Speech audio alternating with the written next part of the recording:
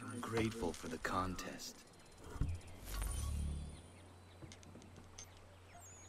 And that is how it's done. Ooh, a new trophy.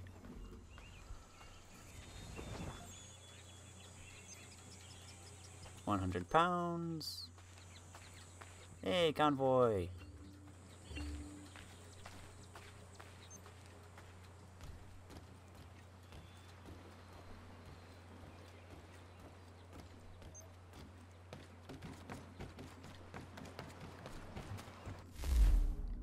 Do I have enough for the final upgrade? I'm like 700 short. Dang.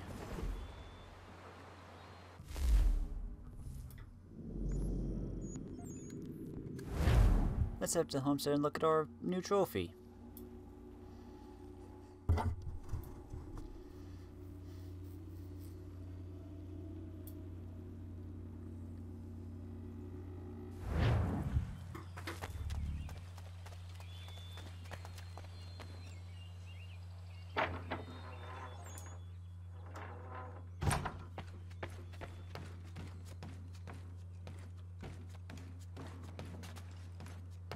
Is it in here?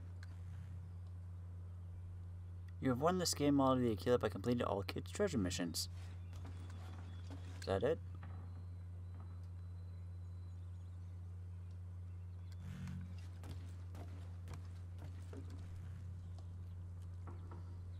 Earn the Thief's Memento after completing all the requirements.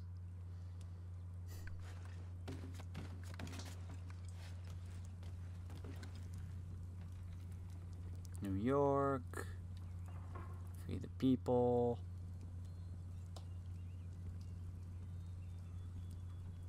Okay.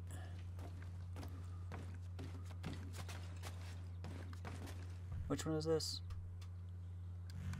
Kill Church. Privateer.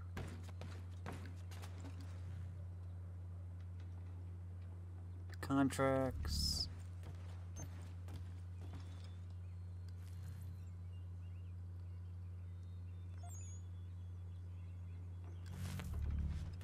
Hey, we now have enough for that upgrade.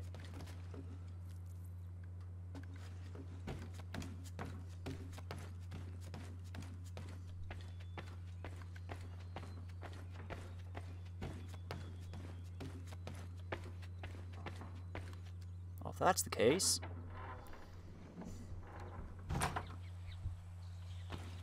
to the Aquila.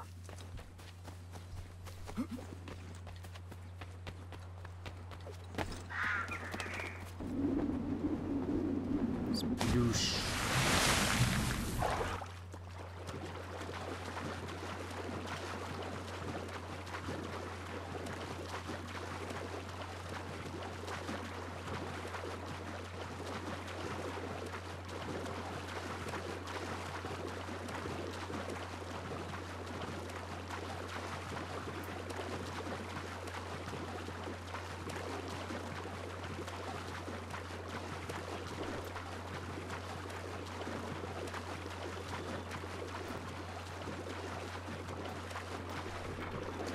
And climb up there.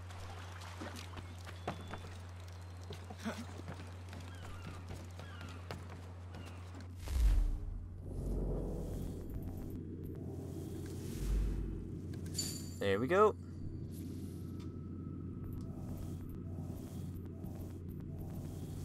And that's every upgrade. Another trophy at the manor.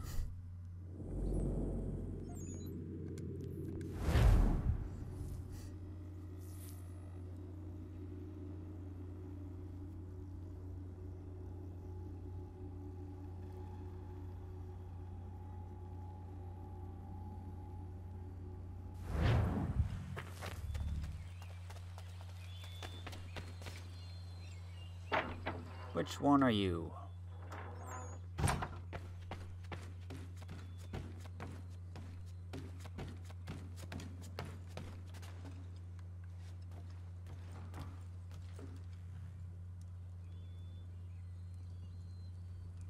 Ship shape. Okay then. For this bit, I think I'm gonna travel to New York. Do a bit of stuff here. Maybe get those last few tunnels, some almanac pages maybe.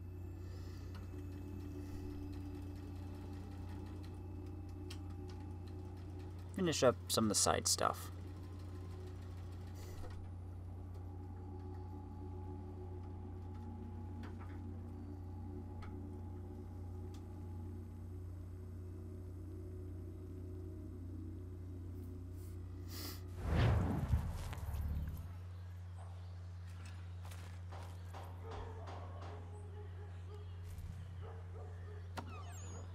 Okay.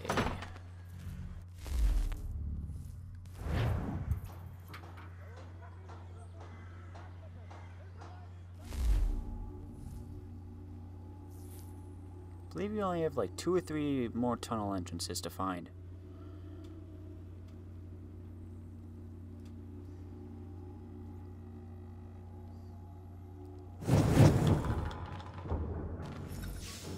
Yep, 8 of 11. Okay.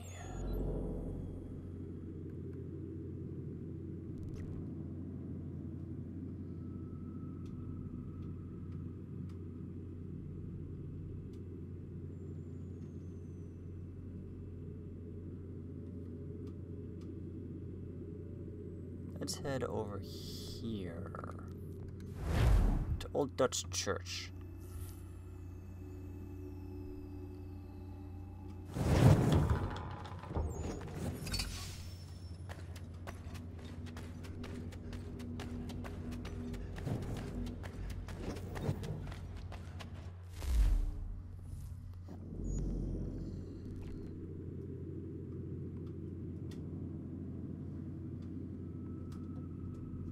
That one?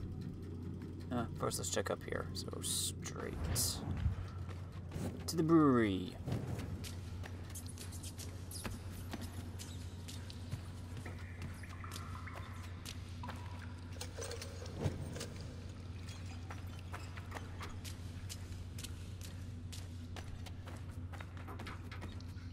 This is dead end.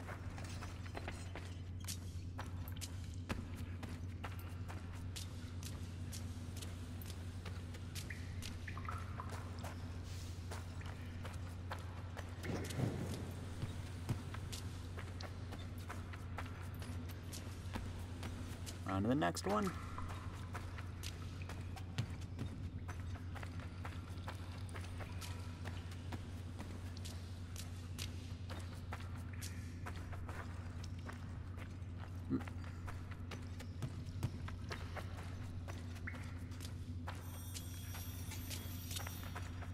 Wait. These converge? Yes, they do.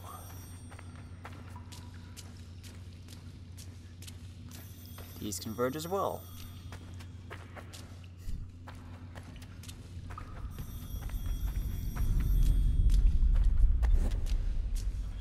Okay then. Take a right.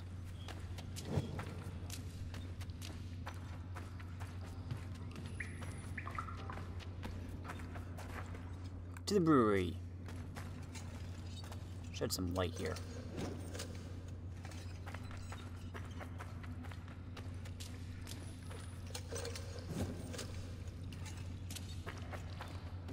Here we go. That's some weird looking water.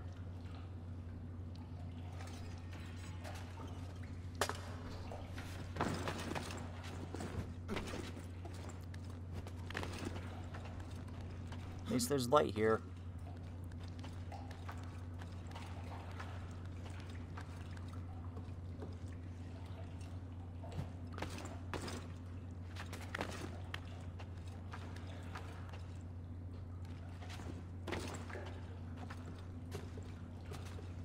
Really weird looking water, and I just went in a circle.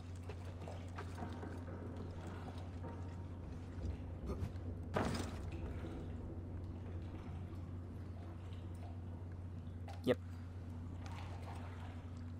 Okay then. Wait, Did I?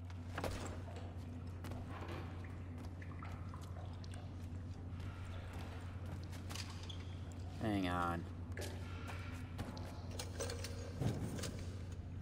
No, I didn't. There's another lantern here. Ooh. Powder. Nope.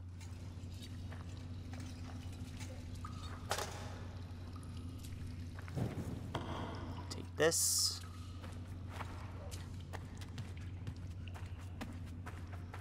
Put it over here.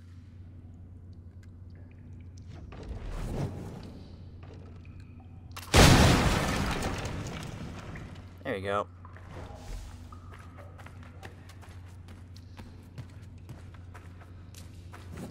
Hidden behind some barrels. There we go.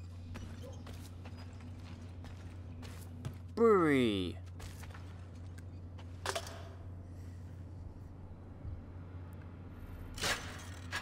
That turns all of them. That turns all of them as well. Okay, so it's just how much.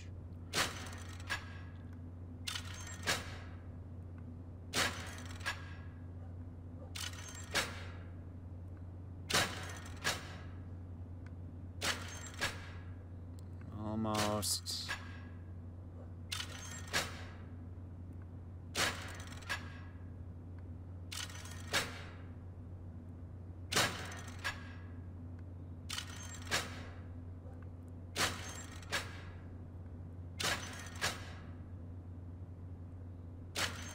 Let's see if I do this. Oh, there we go.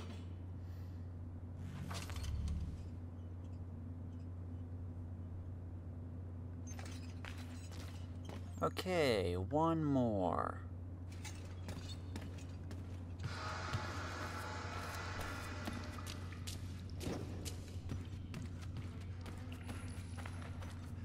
See where this leads.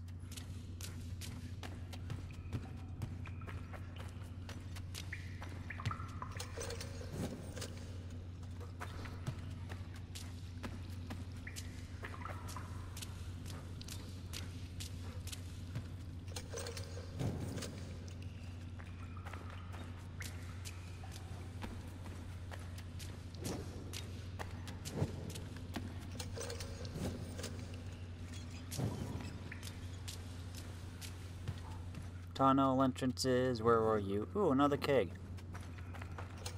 Oh, did I just go around?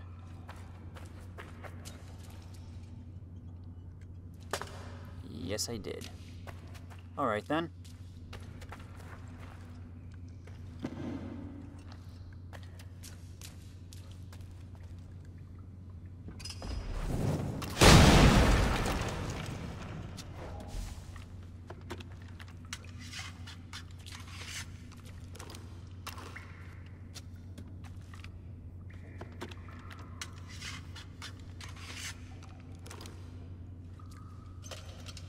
Okay.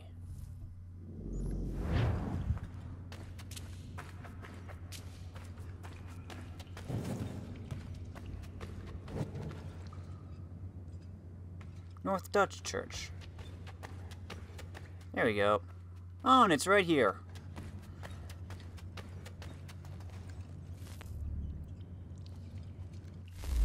Okay then. In the lodge while constituted, you are not to hold private committees or separate conversation without leave from the master, nor to talk of anything impertinent or unseemly, nor interrupt the master or wardens or any brother speaking to the master, nor behave yourself ludicrously or as a low jester while the lodge is engaged in what is serious and solemn, nor use any unbecoming language upon any pretense whatsoever, but to pay due reverence to your master, wardens, and fellows, and put them to worship. If any complaint be brought, the brother found guilty shall stand to the award and determination of the lodge, who are the proper and competent judges of all such conservatories, unless you carry it by appeal of the Grand Lodge, and to whom they ought to be referred, unless a lord's work be hindered in the meanwhile, in which case a particular reference may be made. but you must never go to law about what concerneth masonry, without an absolute necessity apparent to the lodge. Behavior after the lodge is over and the brethren not gone.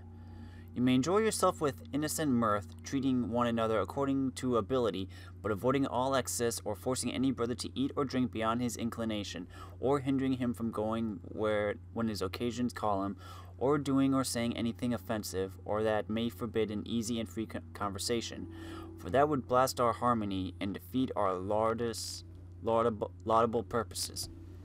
Therefore, no private piques or quarrels must be brought within the door of the lodge, far less any quarrels about religion or nations or state policy, we being only, as Masons, of the Catholic religion to the left of all nations, tongues, kindreds, and languages, and are resolved against all politics as what never yet conducted to be the welfare of the lodge, nor ever will. This charge has been strictly enjoyed and observed, but especially ever since the Reformation in Britain, or the descent and secession of these nations from the communion of Rome. Behavior when brethren meet without strangers, but not in a lodge formed.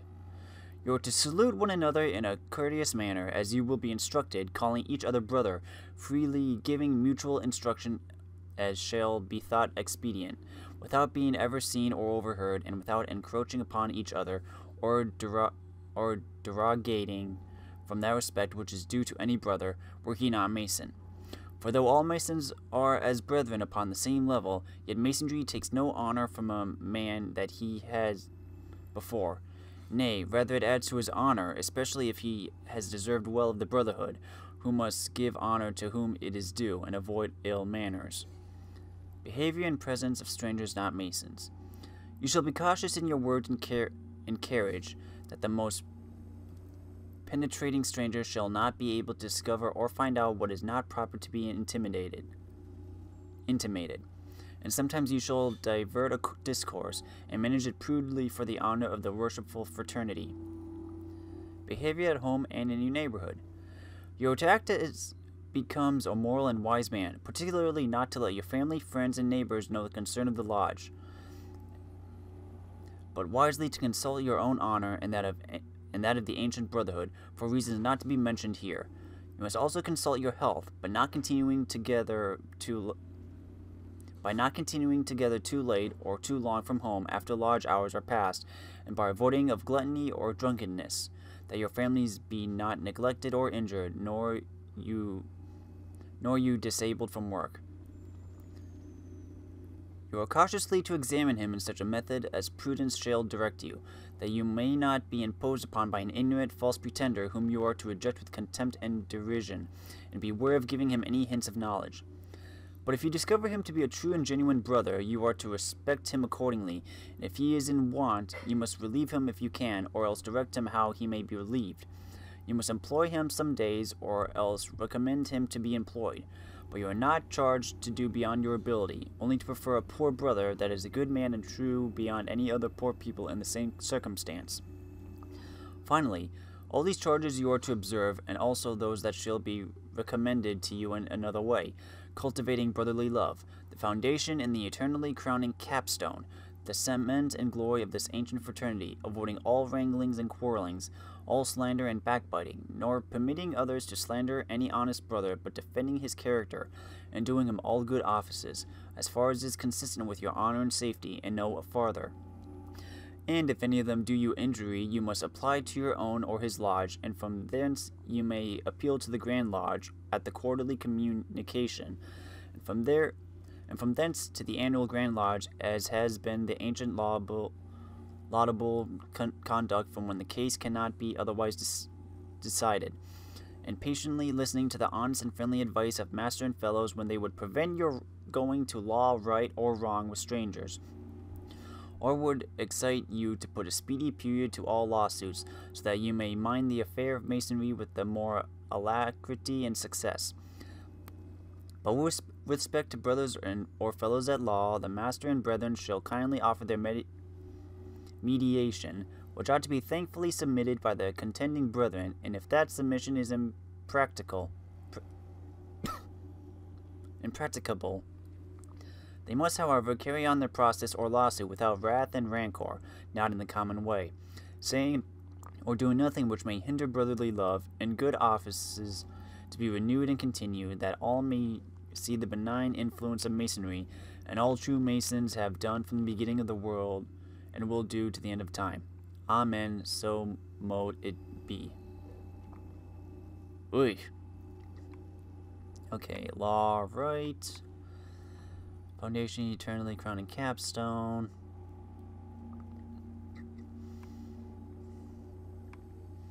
Catholic religion to the left. Low jester. Okay then.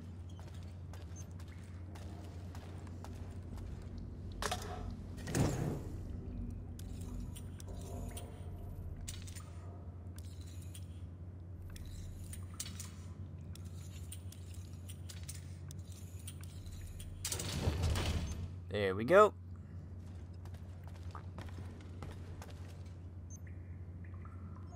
Is that it?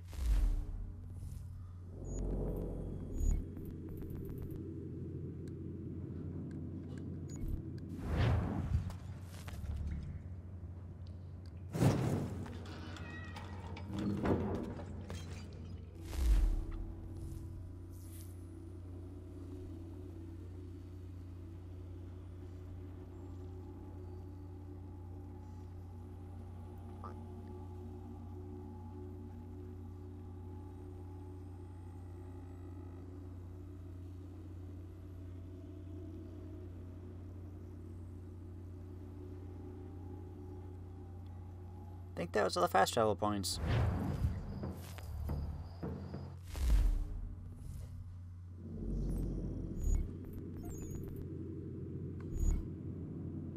What?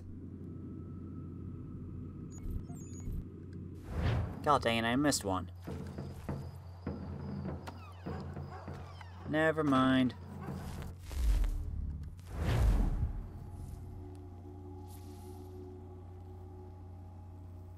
Back underground we go.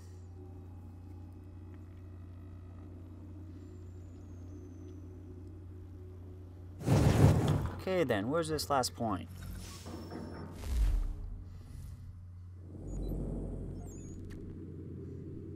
Up here maybe?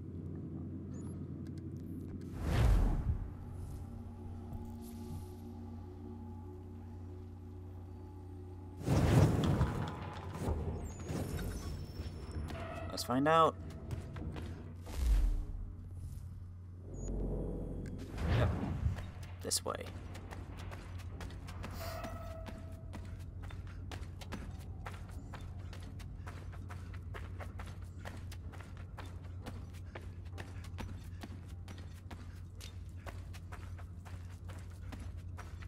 Nope, that's a dead end.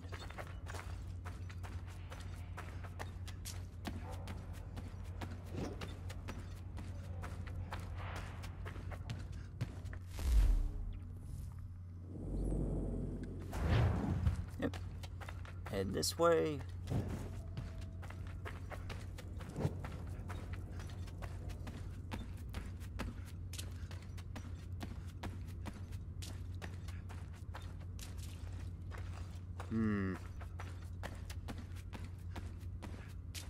Does this loop?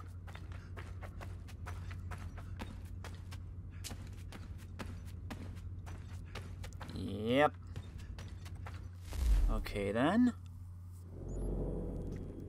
Straight ahead.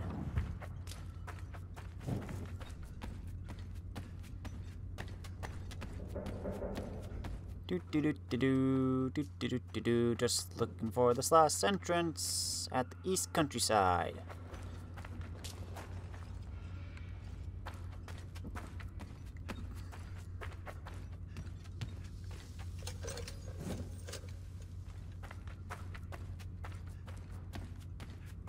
This is dead end.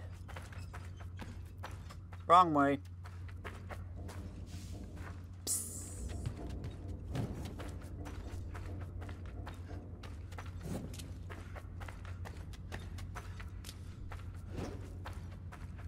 Here we go. Which way? This way.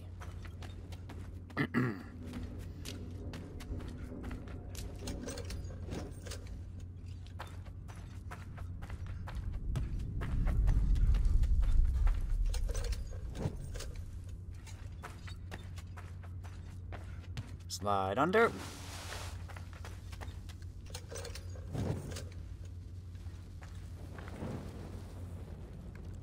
Straight ahead.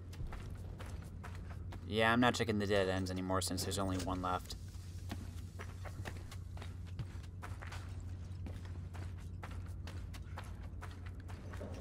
This looks promising. Whoa, Connor. Lockpick.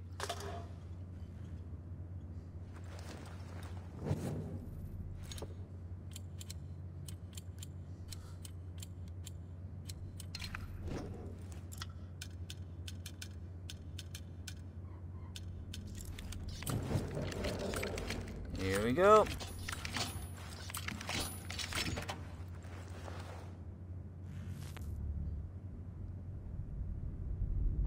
Is that it?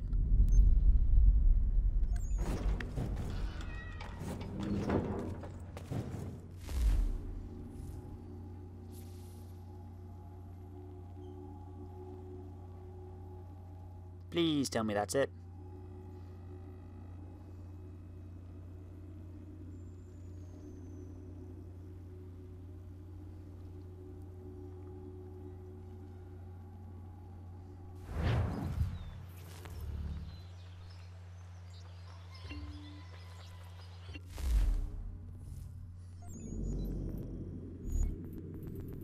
Yes, that's it.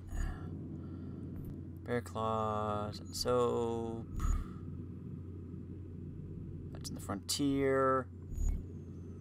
Got the pages. Let's go to the location of your trading post. Let's do conversations.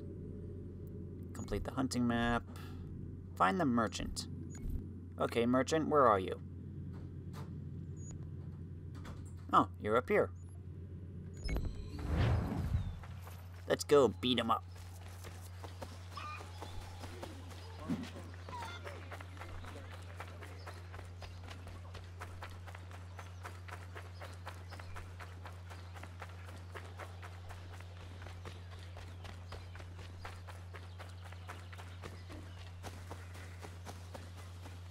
Sheep.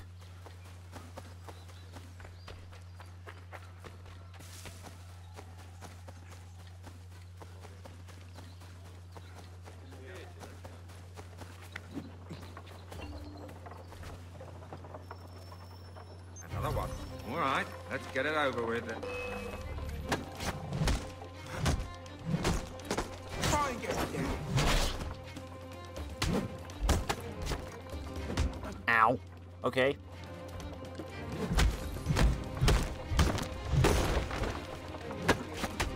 Okay. Get me down. Throw ya.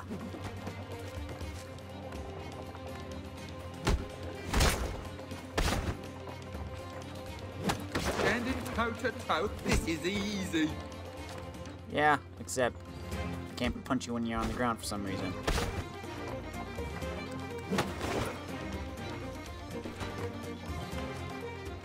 Just get a small little beat on ya. This is easy.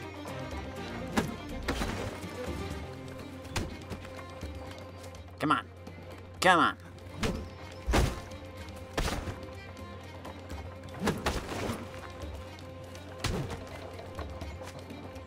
Standing toe to toe. This is easy. Yeah, that's why I'm knocking you on your butt.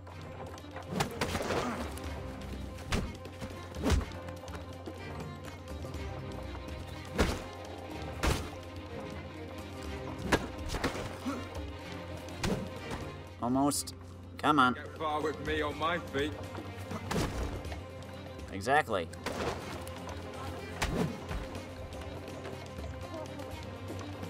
Oof. Booyah!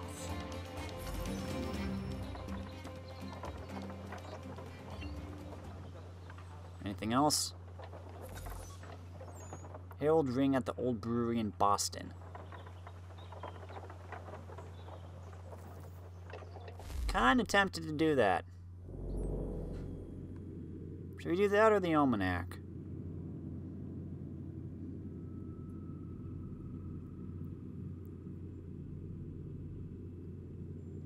You know what? Let's do that. Since we've cleared out everything else in Boston, why don't we do it? Where's the brewery? Finish up everything we can.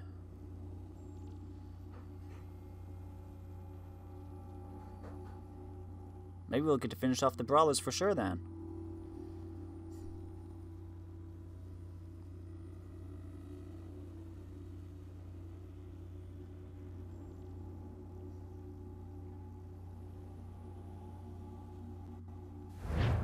Okay, where's the brewery?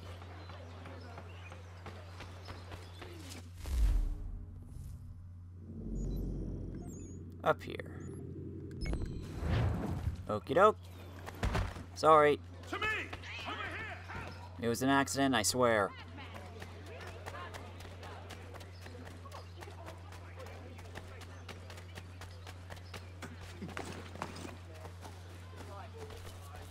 Those are big gravestones.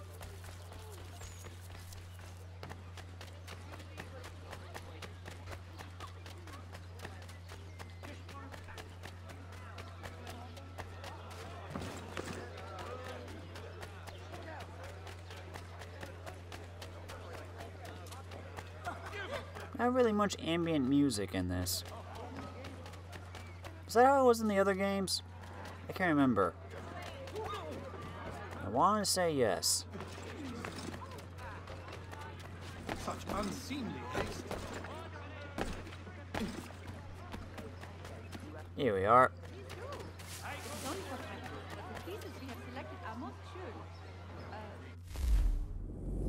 Oh, we got no contracts. Oh, wait, yes we do. What the heck?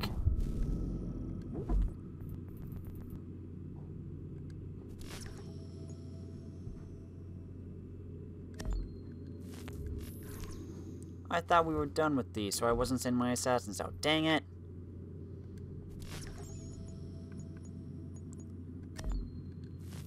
Okay, guys. Go do your thing, then. I could have sworn last time it said there were none available. Sorry. You're not wanted here. I'll just go around you, then.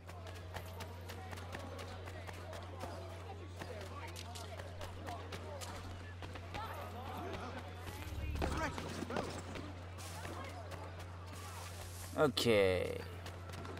What do we got here?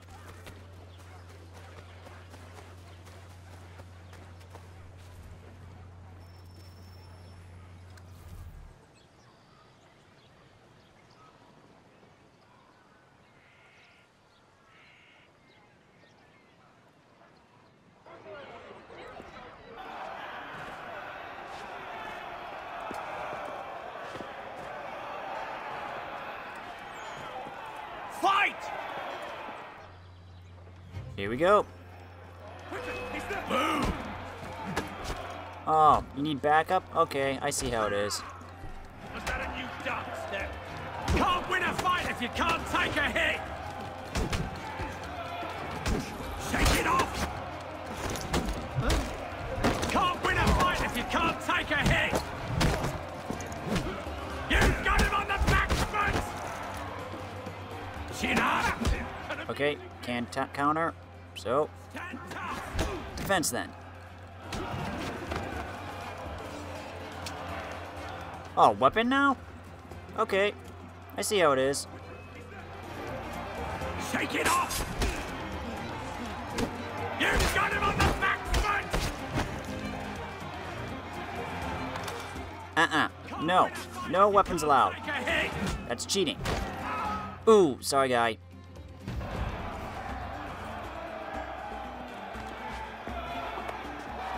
Winner!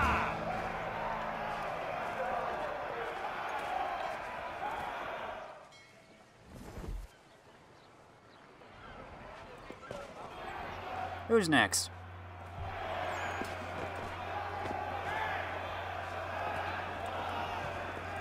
Fight!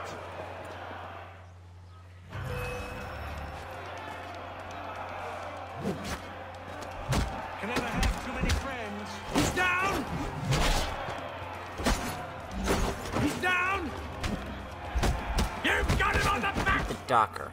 Oof. Okay. Stand tough! Can't counter? Okay. Can't win a fight if you can't take a hit! Uh-oh, looks like the crowd's turned on you. Chin up! Yeah! Pound down! Pound him. Whoa. Whoa. That was nothing! That's my man! Winner! All right. Contender! Could have been a contender.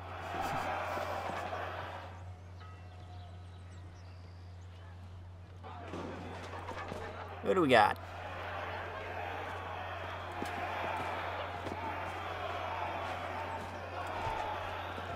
Fight!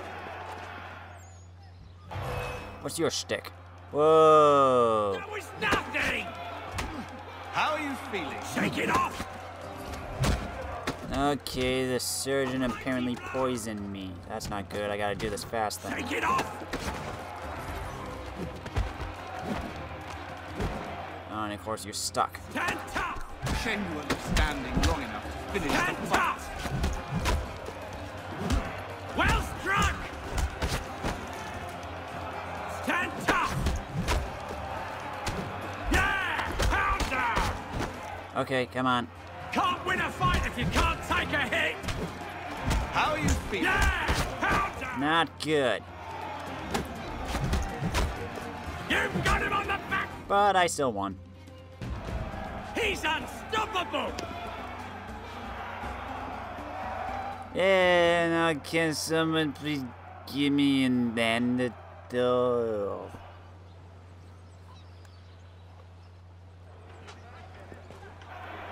Now what? A woman? Fight! Sorry, I can't participate. I don't believe in hurting a lady.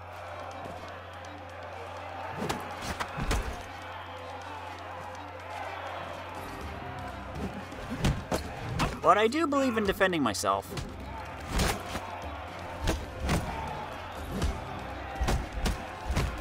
Shake it off!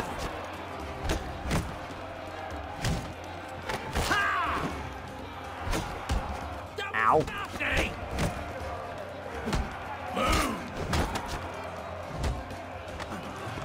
Boop. Mighty blow! Whoa. Okay, I see how this is. Shake it off! Shake it off! Shake it off! Boom! Stand tough! Oh!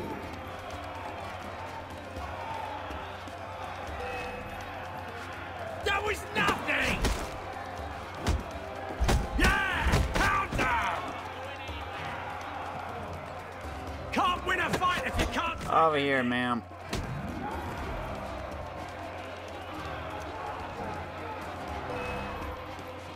That was nothing! Dance with the best! Oof.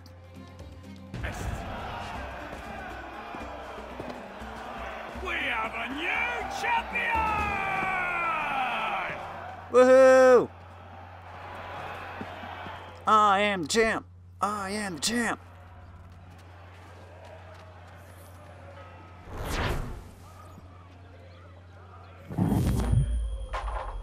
Sweet.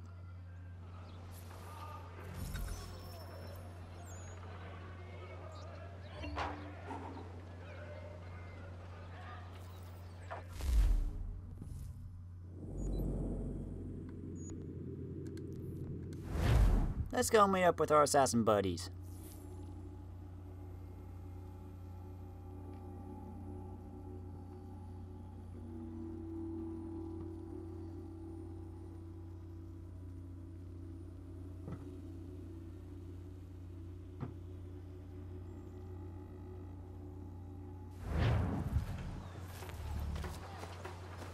Who's available to talk?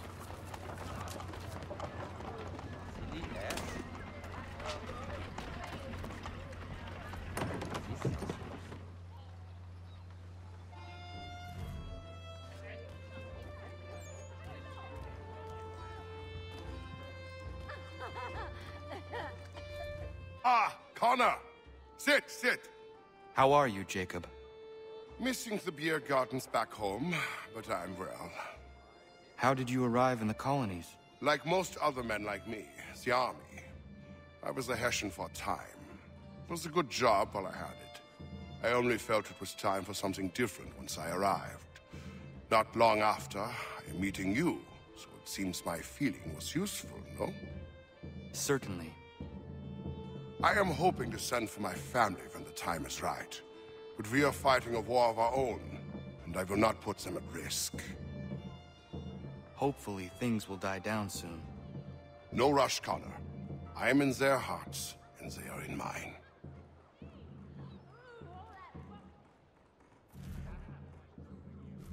I received a letter from home. What news? My son is the strongest boy in our village, standing tall and proud. My heart grows heavy for them now, and my patience wanes for bringing them across the ocean. I have sent money for passage, war or no war. We will keep them safe from the fighting when they arrive. I'm having no doubts about this. My worry is now the crossing itself. Many miles overland to a port in France. There they must be purchasing safe passage aboard a ship coming to the colonies. Then they must brave the voyage itself. Many risks. Your son can lead them. You said yourself he is strong and capable. My son? Ha! No matter how strong he grows, he will never be as strong as my wife. Wilhelmina is the most able person I have ever met. Else I would not have left them. It is more matters of fortune that trouble me. Storms, pirates. These are things none can control. But I am sure if pirates try and take their ship, Wilhelmina and your boy will make the brigands rue their decision. Yes. Yes, you're right.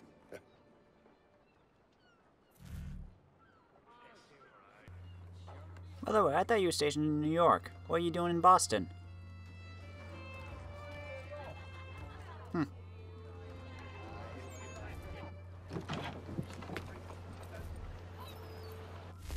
Speaking of which, let's head back to New York.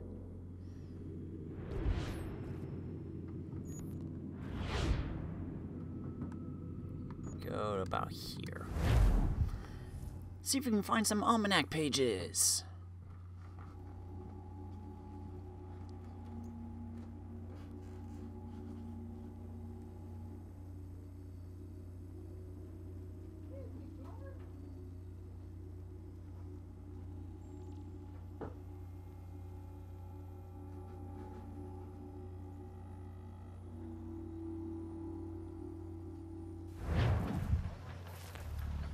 Okay, first one is...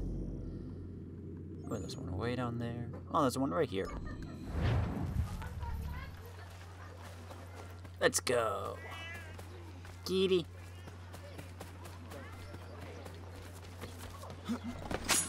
Whoa. I don't want to do that, but okay.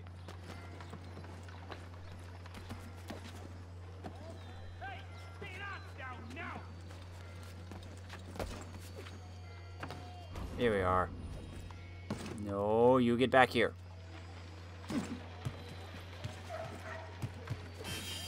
Gotcha. You merry-begotten bloodtail! Getting a view of my apple dumpling shop? Yo, what? Can be no proving what never happened. Where's your shop? I like apple dumplings.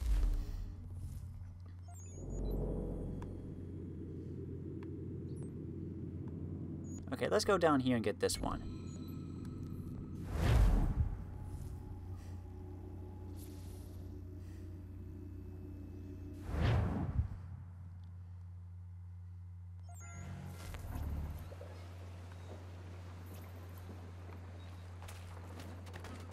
Oh, it's up there, huh? Okay. Ooh, texture loading. There you go.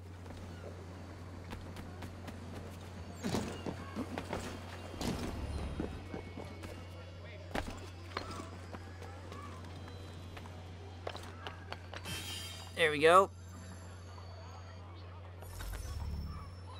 Okay, new invention.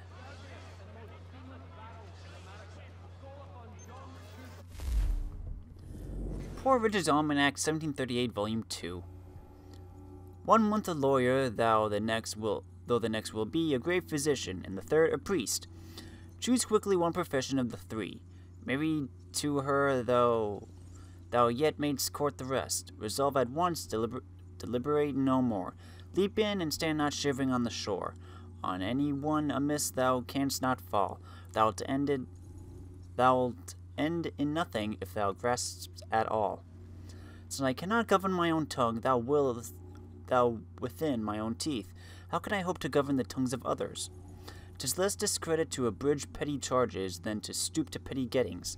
Since thou art not sure of a minute, thou throw not away an hour. While faster than his costive brain indites, Philo's quick hand in flowing nonsense writes. His case appears to me like honest Teague's, when he was run away with by his legs. Phoebus, give Philo o'er himself command, quicken his senses or restrain his hand. Let him be kept from paper, pen, and ink, so he may cease to write and learn to think. If you do what you should not, you must hear what you would not. Defer not thy well-doing, be not like St. George, who is always a horseback and never rides on. Wish not so much to live long as to live well. These lines may be read backward or forward. Joy, mirth, triumph, I do defy. Destroy me, death, fain would I die. Forlorn am I, love is exiled. Scorn smiles thereat, hope is beguiled. Men banish bliss, and woe must dwell. Then joy, mirth, triumph, all farewell. As we must account for every idle word, so we must for every idle silence. I have never seen the philosopher's stone that turns lead into gold, but I have known the pursuit of it turn a man's gold into lead. Never entreat a servant to dwell with thee. A doubtful meaning. The female kind is counted ill, and is indeed the contrary. No man can find that hurt they will be, but everywhere. Shew charity to no body, malicious still, in word or deed, believe you me. Time is an herb that cures all diseases. Reading makes a full man, meditation a profound man, discourse a clear man. If any man flatters me, I'll flatter him again, though he were my best friend.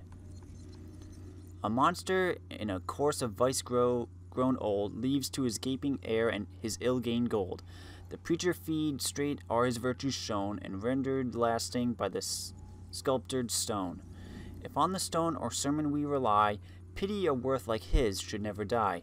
If credits to his real life we give, pity a wretch like him should ever live. Wish a miser long life, and you wish him no good.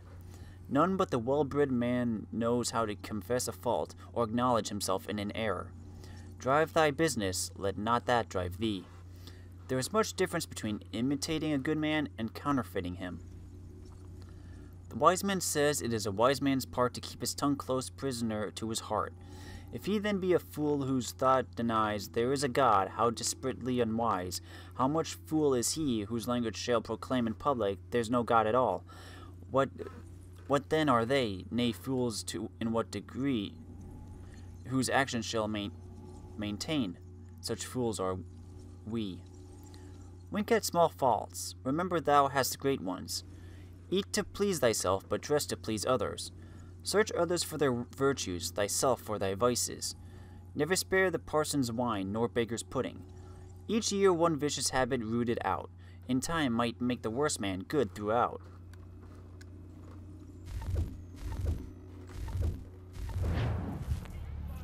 Good words, Ben. Okay, let's get to this one.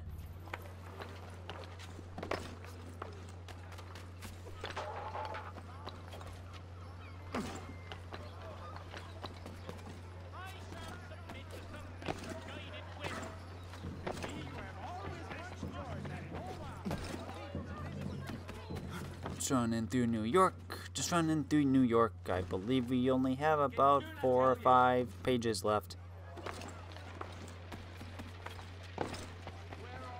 And then we have those last few inventions. And then hunting for bear grease.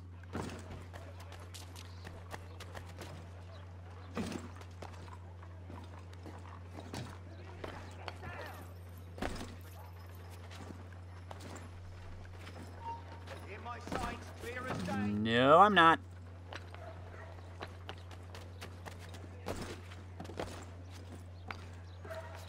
Just going this way to clear up some of the map.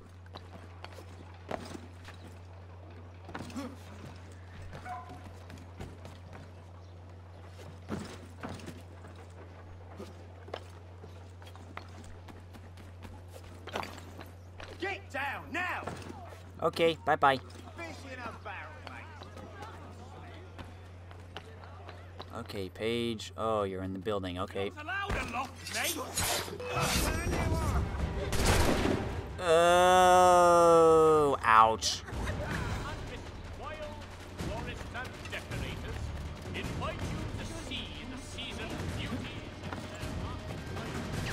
Okay, Paige. Oh, there you go.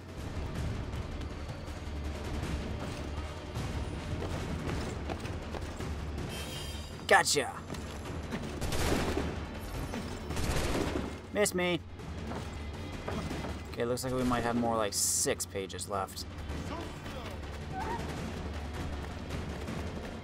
Hey, doggy! Oh, you guys are back.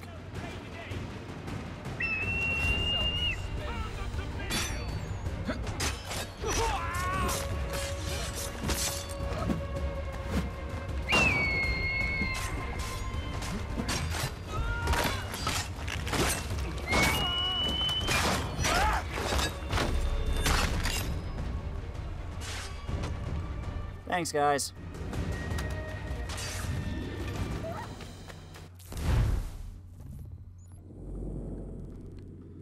Now then, going back up here.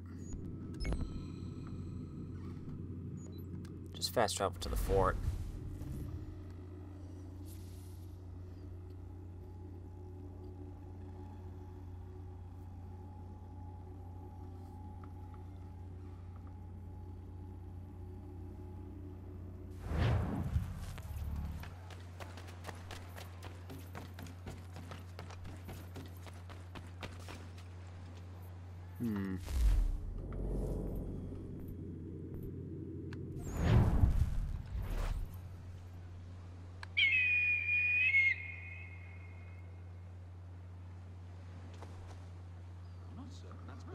Go, Dobby.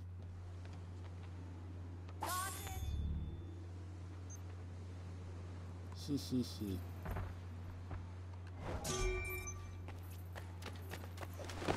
That counts as experience, right?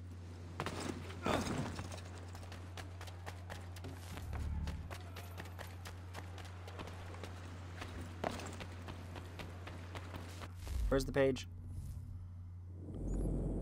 I'm going the wrong way. It's like, ooh, gotta clear the map. Wait.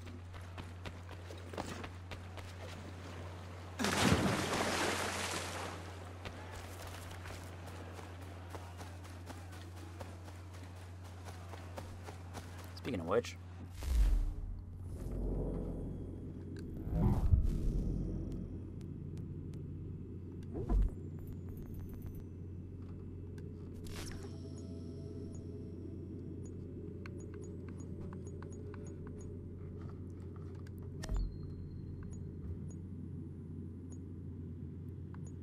Dobby, you go with Duncan.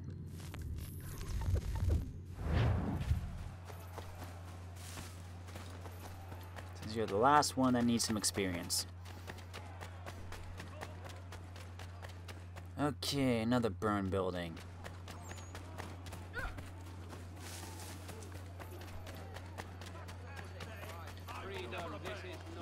We need help over here!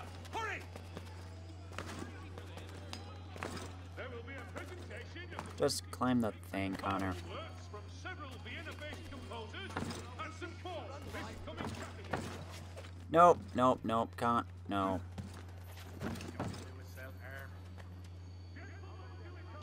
Want something, kid?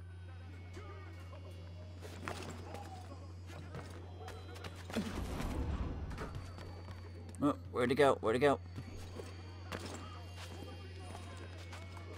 Climb, climb, climb. Go! Oh, come on. Ugh. Ooh, I got it.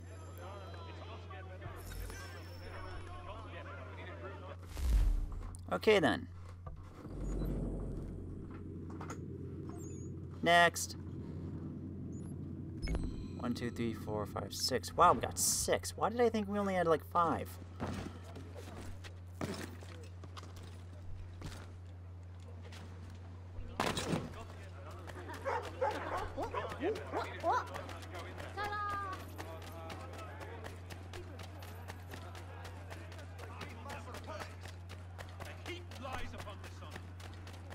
I could have probably just fast traveled now that I think about it.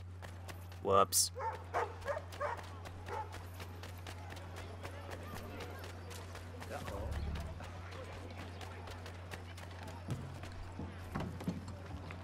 How do I set up a convoy for you?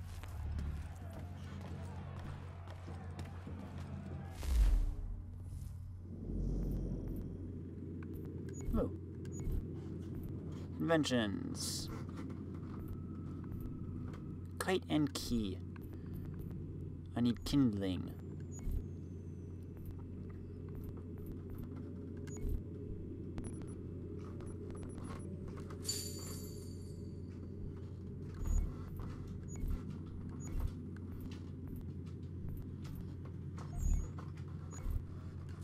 There we go. What's in your mind then? No, I would... Never mind.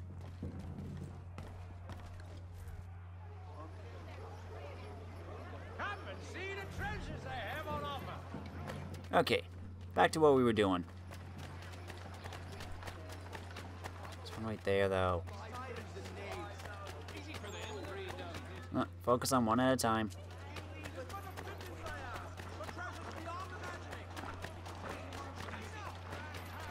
Lots of red.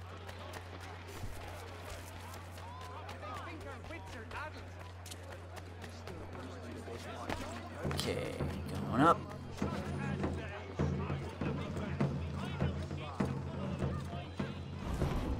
No, you get back here.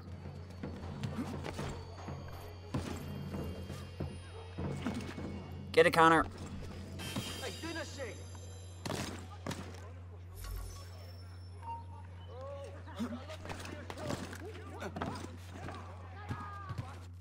Okay. Next. The one I passed earlier. Oh, thank you, ring. I don't know if I mentioned this, but it's kind of nice how they... The ring that Connor got from Captain Kidd, they actually alluded to that in one of the little scenes with Desmond. How the first Civ had made little rings that shielded them. That's kind of a nice little detail.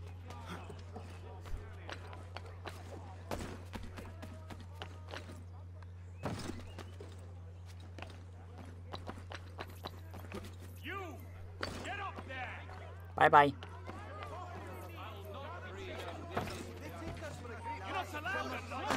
I left. I'm gone. Bye-bye.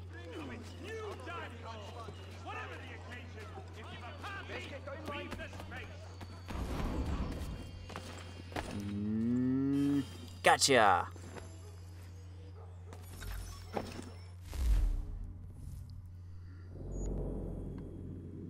You're next.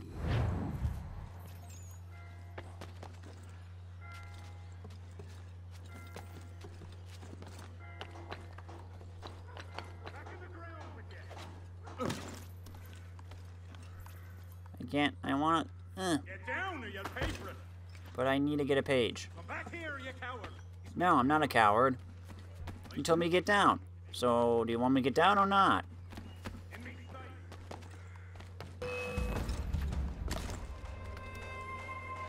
Oh, these trees are weird. Oh,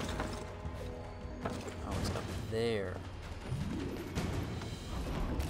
And it's going.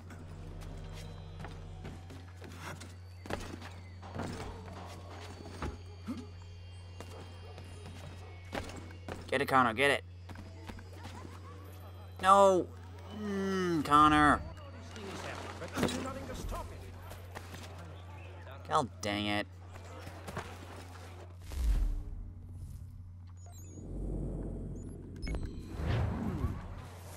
Let's try this one then. Hey, Piggy. Oh, another burn building. Can you tell I like these? They're so fun. So many little bits for Connor to jump to. And they're amazing of themselves just how to get to the top.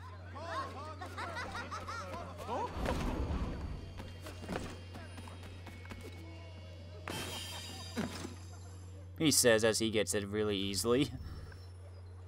Another new invention.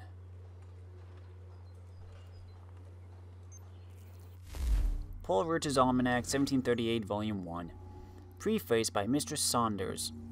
Dear readers, my good man set out last week for Potomac to visit an old stargazer of his acquaintance and see about a little place for us to settle and end our days on. He left a copy of his almanac sealed up and bid me send it to the press. I suspected something, and therefore, as soon as he was gone, I opened it, to see if he had not been fleeing some of his old skits at me. Just as I thought, so it was, and truly, for want of something else to say, I suppose, he had put into his preface that his wife Bridget was this and that and the other. What a peacecods! Cannot I have a little fault or two, but all the country must see it in print. They have already been told at one time that I am proud, another time that I am loud, and that I have got a new petticoat, an abundance of that kind of stuff. And now, forsooth, all the world must know that poor Dick's wife has lately taken a fancy to drink a little tea now and then. A mighty matter truly to make a song of. 'Tis true I had a little tea of a present from the printer last year, and what must a body throw it away? In short, I thought the preface was not worth a printing, and so I fairly scratched it all out, and I believe you'll like our almanac never the worse for it. Upon looking over the months, I see he has put in abundance of foul weather this year, and therefore I have scattered here and there, where I could find room, some fair, pleasant, sunshiny, and for the good women to dry their clothes in. If it does not come to pass according to my desire, I have shown my good will, however, and I hope they'll take it in good part. I had a design to make some other corrections, and particularly to change some of the verses that I don't very well like, but I have just now unluckily broke my spectacles, which obliges me to give it to you as it is, and conclude. Your loving friend, Bridget Saunders. Under the head of ellipses appears the following. You will excuse me, dear readers, that I afford you no eclipses of the moon this year. The truth is, I do not find they do you any good. When there is one you are apt in observing, it is to expose yourself too much and too long into the night air, whereby great numbers of you catch cold, which was the case last year to my very great concern. However, if you will promise to take more care of yourselves, you shall have a fine one to stare at the year after next. Dick's wife was sick and imposed the doctor's skills, who differed how to cure the inveterate ill. Purging the one prescribed, no, quoth another. There will do neither good nor harm, my brother. Bleeding's the only way, 'twas quick replied. That's certain death, but e'en let Dick decide. I see no great skill, quoth Richard, by the road, but I think bleeding's like to do most good. By the root. There are 3 faithful friends, an old wife, an old dog, and ready money. Great talkers should be cropped, for they have no need of ears. If you'd have your shoes last, put no nails in 'em.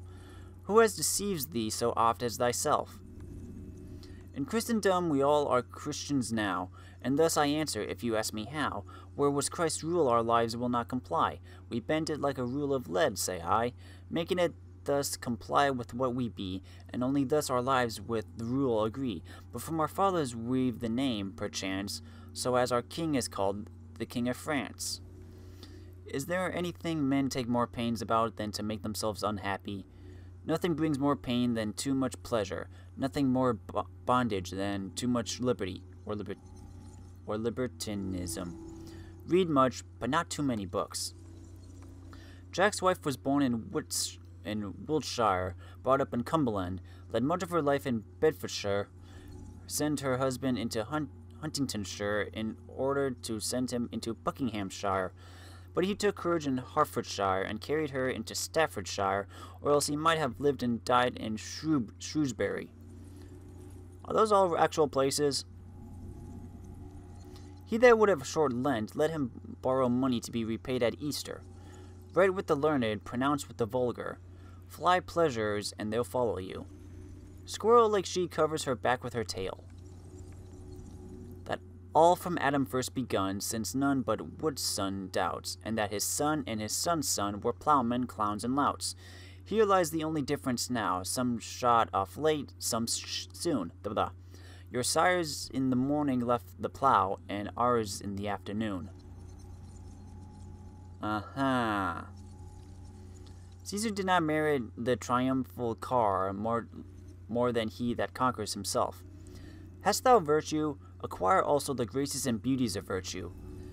By what thou hast no need of, and o'er long thou shalt sell thy necessities. If thou hast wit and learning added to wisdom and modesty. A frugal thought. In an acre of land are 43,560 square feet, and 100 acres are 4,356,000 square feet. 20 pounds will buy 100 acres of the proprietor, and 20 pounds are 4,800 pence, by which divide the number of feet in 100 acres, and you will find that 1 penny will buy 907 square feet, or a lot of 30 feet square. Save your pence. You may be more happy than princes if you will be more virtuous. If you would not be forgotten as soon as you are dead and rotten, either write things worth reading or do things worth the writing. Sell not virtue to purchase wealth, nor liberty to purchase power. Epitaph on a talkative old maid. Beneath the silent stone is laid a noisy, antiquated maid, who from her cradle talked till death, and near before was out of breath. Whither she's gone we cannot tell, for if she talks not, she's in hell. If she's in heaven, she's there unblessed, because she hates a place of rest. Let thy vices die before thee. Keep your eyes wide open before marriage, half shut afterwards. The ancients tell us what is best, but we must learn of the moderns what is fittest. Okay.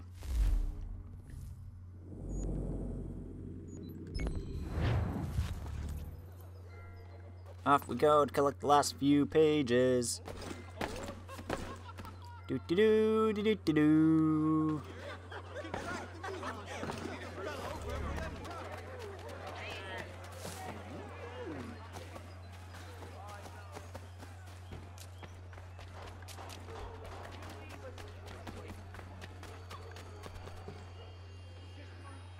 Can't climb that? There you go. Excuse me. Oh! No. There you go. Hey, another one.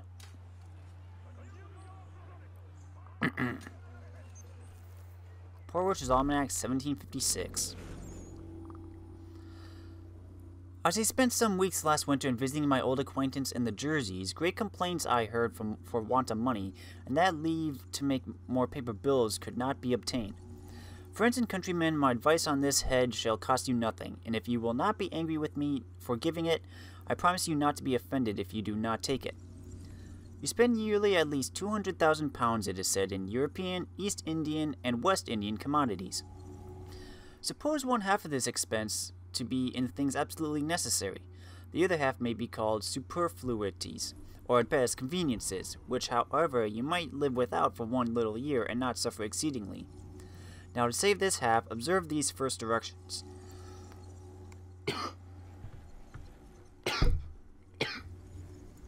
Excuse me, I'm gonna go get something to drink first.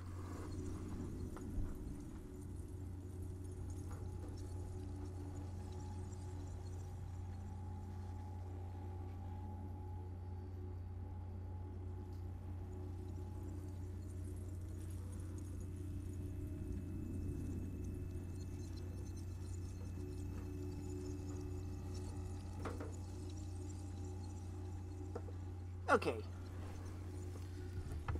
When you incline to have new clothes, look first well over the old ones and see if you cannot shift with them another year, either by scouring, mending, or even patching if necessary. Remember, a patch on your coat and money in your pocket is better and more creditable than a writ on your back and no money to take it off. When you're inclined to buy chinaware, chintzes, India silks, or any other of their flimsy slate manufacturers, I would not be so bad with you as to insist on you absolutely resolving against it. All I advise is to put it off, as you do your repentance, till another year, and this in some respects may prevent an occasion of repentance. If you are now a drinker of punch, wine, or tea twice a day, for the ensuing year drink them but once a day. If you now drink them but once a day, do it every other day. If you do it now but once a week, reduce the practice to once a fortnight. And if you do not exceed in quantity as you lessen the times, half your expense in these articles will be saved. When you incline to drink rum, fill the glass half with water. Thus, at a year's end, there will be 100,000 pounds more money in your country. If paper money is ever so great a quantity could be made, no man could get any of it without giving something for it.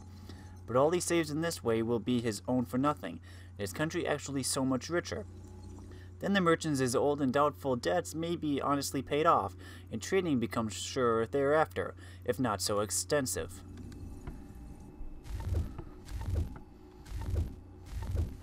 Interesting.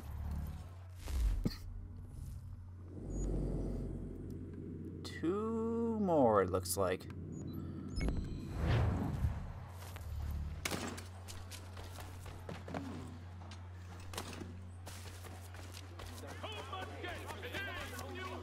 Bloody hell, back.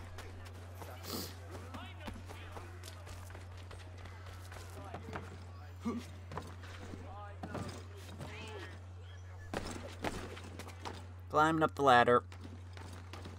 When are you guys supposed to get back? Soon, I would think.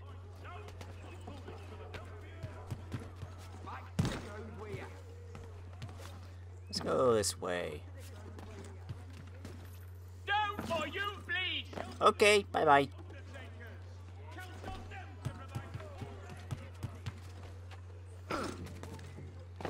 Oh, come on.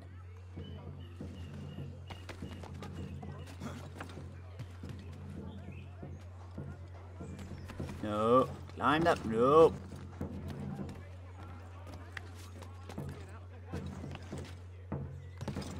There you are.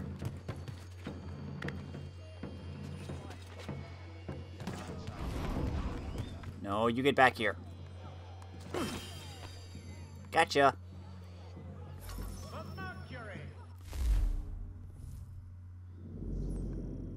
One more.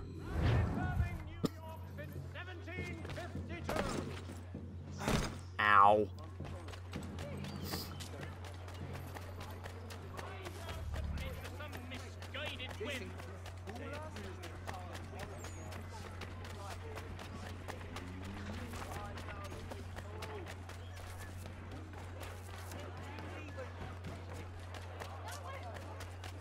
Excuse me. The Silver Fox offers all travelers the finest fare and rates in the city. Oh, you're on that roof. Okay.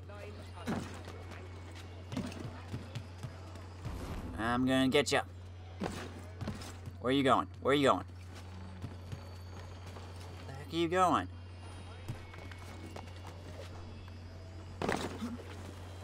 Oh. Got it.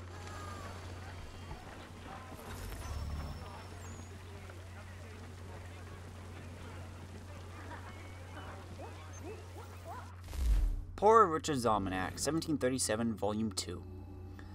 Impudent Jack, who now lives by his shifts, borrowed of dribblers, boldly begging gifts. For 20 shillings lent him the other day, by one who ne'er expected he would pay. On his friend's paper fain a note would write, his friend as needless did refuse it quite. Paper was scarce, and 'twas too harsh, it's true, to part with cash and lose paper too. Certainly these things agree, the priest, the lawyer, and death, all three. Death takes both the weak and strong, the lawyer takes both right and wrong, and the priest from the living and dead has his fee. The worst wheel of the cart makes the most noise.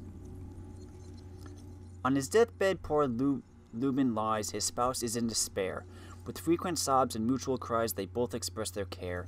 A different cause, says Parson Sly, the same effect may give. Poor Lubin fears that he shall die, his wife that he may live. Don't misinform your doctor nor your lawyer. I never saw an often transplanted tree, nor yet an oft removed family that throve so well as those that settled be.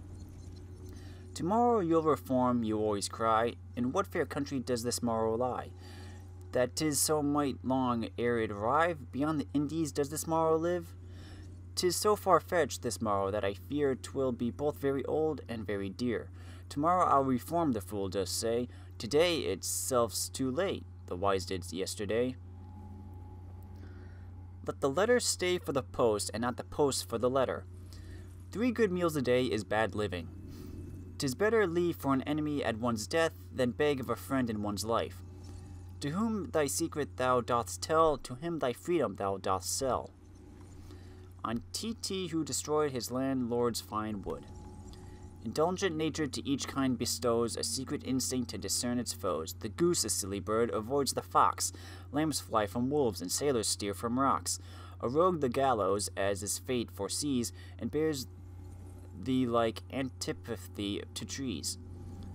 If you'd have a servant that you like, serve yourself. He that pursues 2 hares at once does not catch one and lets the other go. If you want a neat wife, choose her on a Saturday. If you have time, don't wait for time. You say you'll spend £5,000, the world and men to know, and take a tour all Europe round, improving as you go. Dear Sam, in search of others' sense, discover not your own, but widely double the expense that you may pass unknown. Tell a miser he's rich and a woman she's old, you'll get no money of one, nor kindness of the other. Don't go to the doctor with every distemper, nor to the lawyer with every quarrel, nor to the pot with every thirst. Women are books, and men the readers be, who sometimes in those books errata see. Yet oft the reader is raptured with each line, fair print and paper fraught with sense divine. Though some, neglected, seldom care to read, and faithful wives no more than Bibles heed. Are women books, says Hodge, then would mine were an almanac to change her every year. The creditors are a superstitious sect, great observers of set days and times. The noblest question in the world is, what good may I do in it? Next sibi sed toto genitum se credir mundo, nothing so popular as goodness. In my last I published some enigmatic prophecies which I did not expect anyone would take for serious predictions. The explanation I promised follows. The water of the sea and rivers is raised in vapors by the sun, is formed into clouds in the air, and thence descends in rain. Now when there is rain overhead, which frequently happens when the wind is at northeast, the cities and places of the earth below are certainly under water. The power with which we were not then at war, but which it was said would take many full-laden vessels out of our ports before the end of the year, is the wind, whose forces also are not described either coming or going. The army which it was said would land in Virginia, Maryland, and the lower countries on Delaware were not musketeers with guns on their shoulders as some expected, but their namesakes, in pronunciation, though truly spelt mosquitos, armed only with a sharp sting. Each one knows they are fish before they fly, being bred in the water, and therefore many properly be said to land before they become generally troublesome. A wonderful prophecy. for January 1737, which consists entirely of old figures. Ere of this odd year, and 1 month has rolled. What wonders, readers, shall the world behold? 4 kings with mighty force shall Albion's isle infest with wars and tumults for a while. Then some shall unexpected treasures gain, while some mourn o'er an empty purse in vain. And many a Christian's heart shall ache for fear, when they the dreadful sound of trump shall hear. Dead bones shall then be tumbled up and down in every city and in every town.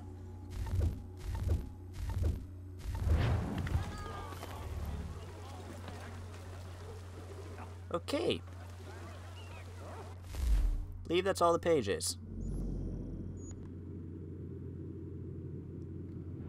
Well, if that's the case, let's head to the homestead and get some inventions going.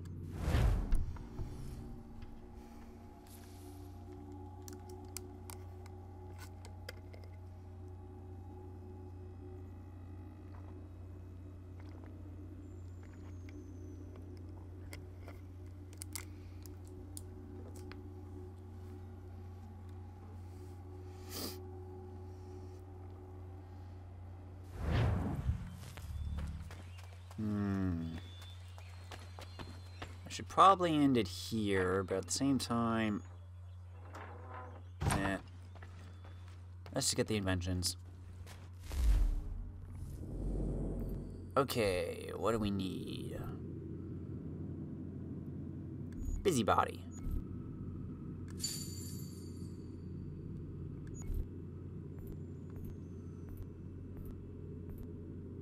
There's a priestly soda apparatus. I need glass bottles.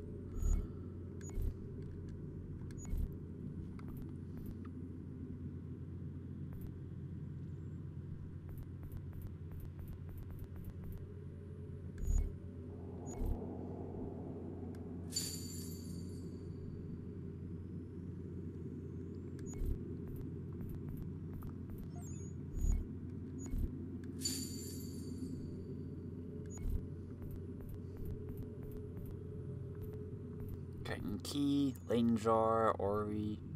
Watch steam engine.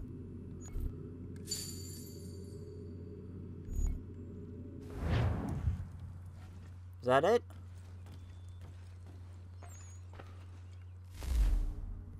Let me check.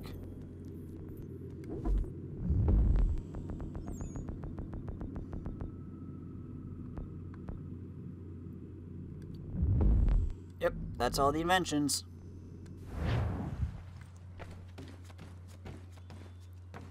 Alright then.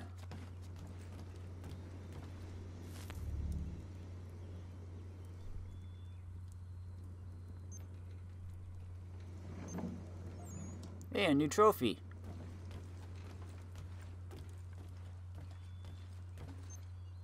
Yay, everyone's an assassin now.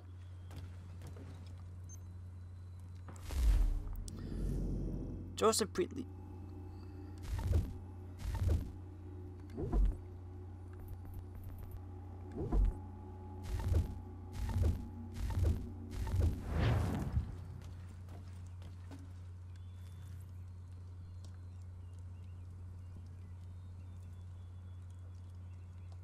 Brawlers memento.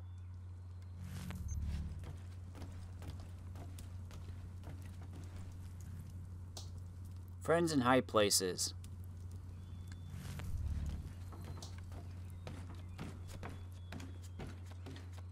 All right then.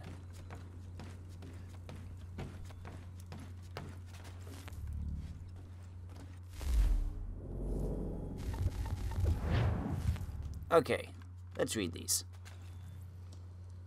Benjamin Franklin is probably most famous for flying a kite with a metal key attached to the bottom through some storm clouds. Without the science bit, that actually makes him just sound a bit simple. So here's what he was doing. He was trying to see whether he could pick up an electrical charge, thus proving some of his theories about electricity, namely that lightning was electricity, which might seem obvious now, but which hadn't been proven at the time. The experiment was successful. The kite picked up the charge that caused visible sparks when a person touched the key. Of course, the popular myth is that Franklin flew the kite in the middle of a storm and it was struck by lightning. That's obviously false, since it would have killed Franklin, or if you believe popular comic books, turned him into some kind of superhero form with pure electricity, which literally none of the history books seem to claim. I'll keep looking. It's gotta be in there somewhere.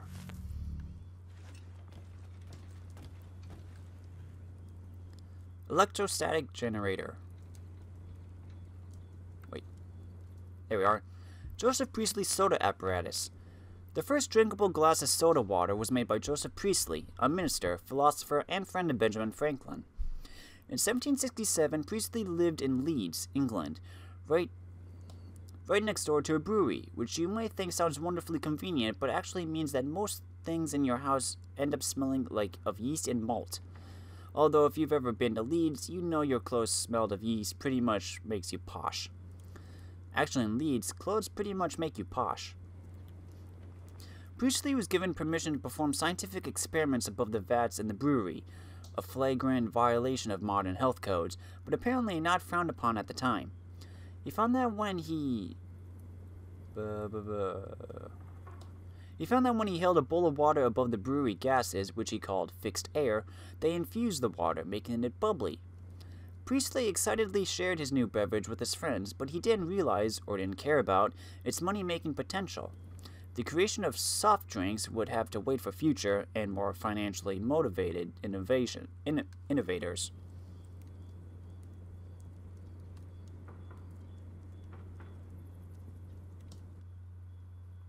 What happened there?